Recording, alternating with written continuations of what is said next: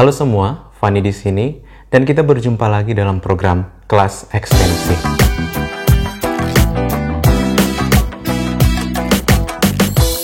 Pada kelas ekstensi sebelumnya, saya telah menyampaikan bahwa fonem tengah rendah A dan fonem tengah sedang E merupakan dua fonem dalam bahasa Indonesia yang tidak memiliki alofon. Setidaknya untuk bahasa Indonesia. Untuk bahasa lain bisa saja. Kenapa? Karena setiap bahasa yang ada di dunia ini memiliki sistem tata bunyi yang berbeda-beda, baik dari segi segmental maupun unsur suprasegmental. Dan karena kedua fonem dalam bahasa Indonesia ini tidak memiliki alofon, kita akan melewati pembahasan mengenai fonem A dan fonem E. Kita mulai dengan fonem I. I memiliki dua alofon, yakni I dan I. I yang bertitik dan I yang tidak bertitik, atau biasa ditulis dengan I besar.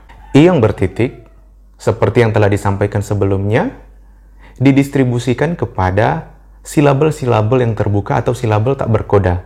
Sementara I besar atau I tak bertitik adalah alofon yang didistribusikan pada silabel yang berkoda atau silabel-silabel tertutup. Nah, pada saat ini, saya akan menunjukkan bahwa tekanan dan bunyi yang menyertai pada silabel-silabel tertentu dapat mengubah alofon-alofon ini. Alofon I misalnya, yang barusan saya katakan alofon ini merupakan alofon yang didistribusikan pada silabel terbuka. Ternyata alofon ini dapat juga didistribusikan pada silabel-silabel berkoda atau silabel tertutup. Mengapa demikian? Karena bunyi yang menyertai serta tekanan yang terdapat pada silabel tersebut. Nah, jika alofon I diikuti oleh konsonan-konsonan nasal me, ne, dan nge, serta mendapatkan tekanan pada silabel tersebut, I besar yang biasanya didistribusikan ke dalam silabel berkoda akan tetap menjadi I kecil, atau I yang biasanya didistribusikan pada silabel yang tidak berkoda atau silabel terbuka. Kenapa demikian? Karena kita tahu bersama bahwa fonema merupakan fonem bilabial atau fonem yang diproduksi dengan cara mempertemukan bibir atas dan bibir bawah.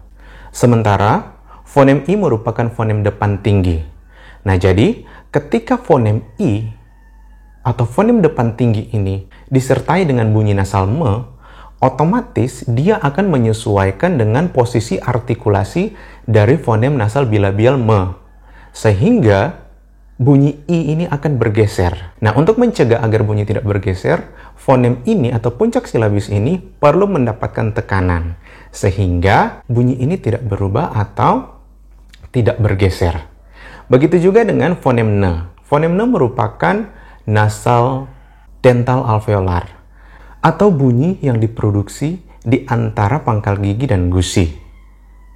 Sementara I merupakan fonem depan tinggi. Otomatis I juga akan menyesuaikan dengan posisi dari fonem ne ini, sehingga fonem ini akan bergeser menjadi fonem I atau I besar. Nah, untuk mencegah supaya bunyi ini tidak bergeser, dia perlu mendapatkan tekanan agar bunyi I juga ini dia tetap nyaring terdengar. Begitu juga dengan fonem nasal nge atau fonem filler atau fonem yang diproduksi di daerah langit-langit lunak. Nah, ketika dia bertemu dengan fonem I, otomatis fonem I juga akan menyesuaikan dengan posisi artikulasi dari fonem nge. Jadi, kasusnya sama. I ketika disertai dengan konsonan nasal me, ne, dan nge, kemudian mendapatkan tekanan pada silabel-silabel tersebut, bunyi-bunyi ini akan tetap menjadi alofon I yang bertitik. Contoh, simpang, minta, pinggul. Setiap fonem I yang berada pada silabel pertama pada kata-kata tersebut, biasanya kalau kita menggunakan prinsip silabel berkoda, dia akan direalisasikan dengan I besar. Ya, tetapi karena fonem tersebut diikuti oleh konsonan nasal me, ne, dan nge, fonem I yang didistribusikan ke dalam silabel-silabel tersebut direalisasikan dengan I kecil atau I yang bertitik. Begitu juga dengan fonem U atau fonem belakang tinggi. Ya, kalau fonem I, fonem depan tinggi. Kalau fonem U, fonem belakang tinggi. Ya, kasusnya sama. U kecil didistribusikan pada silabel tak berkoda dan U yang besar didistribusikan pada silabel yang berkoda. Kasusnya sama. Ya, ketika fonem U diikuti oleh fonem nasal me, ne, dan nge, kemudian silabel-silabel tersebut mendapatkan tekanan, ya, U kecil yang biasanya didistribusikan ke dalam silabel-silabel terbuka akan masuk kepada silabel-silabel tertutup karena mendapatkan tekanan. Contoh, puncak, bungsu, dan rumput. Setiap silabel pertama ini, ya, lazimnya kalau kita menggunakan prinsip silabel berkoda, fonem U yang ada di dalamnya biasanya didistribusikan dengan alofon U besar, ya. Tetapi karena mereka diikuti oleh nasal me, ne, dan nge, kemudian mendapatkan tekanan, fonem ini tetap didistribusikan dengan U kecil. Lanjut kepada fonem E. Ya. Fonem E memiliki dua alofon. Seperti yang sudah disampaikan pada kelas ekstensi yang lalu, bahwa E didistribusikan ke dalam silabel-silabel terbuka. Sementara E yang simbolnya mirip 3 terbalik didistribusikan kepada silabel-silabel tertutup atau silabel-silabel berkoda. Tetapi ada pengecualiannya. Apabila silabel terbuka itu, ya, yang diisi oleh E, ya, diikuti oleh silabel berkoda yang mengandung unsur E juga atau bunyi E juga. Seperti pada kata nenek, bebek, dan lelet. Ya, kita lihat bahwa jika kita mengikuti prinsip silabel berkoda dan tak berkoda, seharusnya bunyi E pada silabel-silabel pertama pada kata-kata tersebut direalisasikan dengan E. Bukan seperti E yang dilambangkan dengan 3 terbalik atau yang didistribusikan kepada silabel berkoda pada silabel kedua kata-kata tersebut. Ya.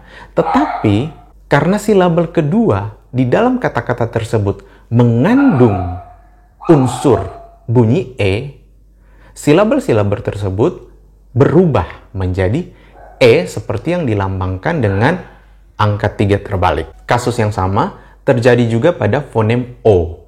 Ya, fonem O yang memiliki dua alofon, O dan O. Ya, O kecil dan O yang mirip dengan huruf C terbalik. O yang mirip C terbalik biasanya didistribusikan ke dalam silabel-silabel berkoda atau suku kata tertutup. Tetapi pada kasus yang mirip dengan fonem E, alofon O seperti C terbalik juga ini dapat menempati silabel-silabel tak berkoda atau suku kata terbuka. Ya, apabila suku kata terbuka itu diikuti oleh silabel tertutup yang mengandung fonem O. Contoh, tokoh, pojok, dan momok. Setiap silabel pertama pada kata-kata tersebut ketika mengikuti prinsip berkoda dan tak berkoda, seharusnya O di situ direalisasikan dengan O kecil, ya. Tetapi karena silabel kedua pada kata-kata tersebut mengandung fonem O atau bunyi O, otomatis alofon tersebut menyesuaikan dengan alofon yang terdapat pada silabel kedua. Dalam hal ini, silabel kedua tersebut memengaruhi bunyi yang ada pada silabel pertama. Perlu saya sampaikan di sini bahwa persoalan alofon bukan hanya sekedar masalah penulisan ortografis seperti E dan E terbalik atau U dan U besar atau U kecil dan U besar, kemudian O dan O yang seperti C terbalik. Tidak hanya sekedar masalah itu, ya. Yang terjadi di sini adalah persoalan posisi artikulasi yang berubah ketika fonem-fonem tersebut berada di lingkungan-lingkungan yang berbeda. Yang berbeda mempengaruhi posisi artikulasi dari fonem-fonem tersebut sehingga muncullah varian-varian fonem. atau alofon-alofon. Pada kelas ekstensi berikut, saya akan menjelaskan mengenai posisi artikulasi alofon vokal bahasa Indonesia dan bagaimana fonem-fonem ini direalisasikan dengan alofon-alofon yang berbeda. Baik, sampai di sini pertemuan kita dan kita bertemu kembali pada kelas ekstensi yang selanjutnya. Salam sehat dan tetap semangat.